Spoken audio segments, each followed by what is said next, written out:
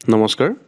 মোক বহুতে সুধি আছিল যে ইউনিফৰ্মৰ পইচাৰ টেক্সটো বেছিকৈ কটা গ'ল মানে পিপিএ জেনেৰেট কৰোঁতে হোৱা ভুল যেনে ধৰি লওক আপুনি কাৰোবাক বেছিকৈ পে'মেণ্ট কৰিলে বা টেক্সৰ পইচাটো বেছিকৈ কাটিলে বা টেক্সৰ পইচাটো নাকাটিলে বা আদি এনেকুৱা ধৰণৰ ভুল হ'লে আপোনালোকে কি কৰিব আপোনালোকে একদম চিন্তা কৰিব নালাগে যেতিয়ালৈকে আপোনালোকে পিপিএটো বেংকত জমা নিদিয়ে তেতিয়ালৈকে আপোনাৰ হাততেই এই চাবি কাঠিটো থাকিব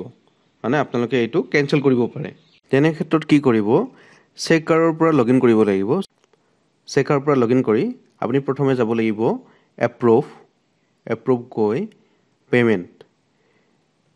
পেমেণ্ট গৈ জেনেৰেট পিপিএ ইয়াতে ক্লিক কৰিব লাগিব এতিয়া চাওক এইখন আপুনি জেনেৰেট কৰা পিপিএখন ইয়াতে আপুনি এডভাইচ কৰিলে আপোনাৰ পিপিএখন আপুনি প্ৰিণ্ট কৰিব পাৰিব তাৰপিছত যদি ৰিজেক্ট কৰি দিয়ে তেতিয়াহ'লে আপোনাৰ কমপ্লিট ৰিজেক্ট হৈ যাব মানে পিপিএখন সম্পূৰ্ণৰূপে ৰিজেক্ট হৈ যাব আৰু পইচাটো আমাৰ একাউণ্ট বেক হৈ যাব এতিয়া চাওক এই অৰ্ডাৰ আইডিটোত অৰ্থাৎ এই পিপিএখনত আমি ৩৮,০৫০ টকা পে'মেণ্ট কৰাৰ কাৰণে জেনেৰেট কৰিছিলোঁ চাওক ইয়াতে আপুনি ৰিজেক্টত ক্লিক কৰাৰ লগে লগে এটা মেছেজ এটা আহিছে ইয়াতে চাওক এইকেইটা পইণ্টকেইটা আপুনি পঢ়ি চাব ইয়াতে চাওক আমাৰ ইয়াতে ৩ নম্বৰ পইণ্টটো দৰকাৰী point after rejection limits utilized by the order I D will be মানে এইটো ৰিজেক্ট কৰিলে আপোনাৰ সেই অৰ্ডাৰ আই ডিটোত যিটো লিমিট ইউটিলাইজ কৰা হৈছিলে সেইটো আকৌ ৰিষ্ট'ৰ হৈ যাব মানে পইচাটো আকৌ বেক হৈ পেলাই আপোনাৰ একাউণ্টত সোমাব গতিকে এতিয়া আমি এইটো ৰিজেক্ট কৰি দিম এইটো চাওক এতিয়া আমি এইটো ৰিজেক্ট কৰি দিলোঁ এইটো ইতিমধ্যে ৰিজেক্ট হৈ গ'ল এতিয়া ঠিক আপুনি আগৰ দৰে এপ্ৰুভ পে'মেণ্ট জেনেৰেট পিপিএ ইয়াতে ক্লিক কৰি চাওক ইয়াতে কোনো অৰ্ডাৰ আই ডি নাই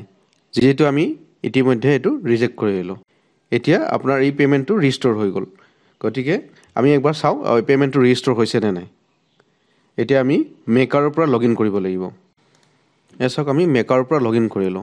এতিয়া চাওক ইয়াতে আছে আমাৰ স্কুল গ্ৰেণ্টৰ ৬,২৫০ টকা তাৰপিছত আছে ইউনিফৰ্মৰ অল গাৰ্লছ ১৪,৪০০ আৰু BPL বয়জ ১৭,৪০০ টোটেল আমাৰ ইউনিফৰ্মৰ সোমাইছিলে ইয়াতে ৩১,৮০০ আৰু ৬,২৫০ টকা হ'ল আপোনাৰ স্কুল গ্ৰেণ্টৰ টোটেল 38,050 ৩৮,০৫০ টকা সোমাইছে গতিকে আমাৰ পে'মেণ্টটো ৰিষ্ট'ৰ হৈছে এতিয়া আমি পে'মেণ্ট কৰিবৰ কাৰণে ঠিক একে প্ৰচেছ আগৰ নিচিনাকৈ আমি যেনেকৈ পে'মেণ্ট কৰিছিলোঁ ঠিক একে প্ৰচেছত আমাৰ যিটো ভুল হৈছিল সেইটো শুধৰণি কৰি আকৌ পে'মেণ্টৰ কাৰণে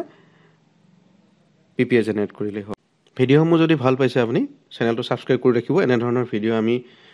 আপডেট কৰি থাকোঁ আৰু ভিডিঅ'টো শ্বেয়াৰ কৰি আপোনাৰ লগৰজনকো যাতে সহায় কৰি দিয়ে ধন্যবাদ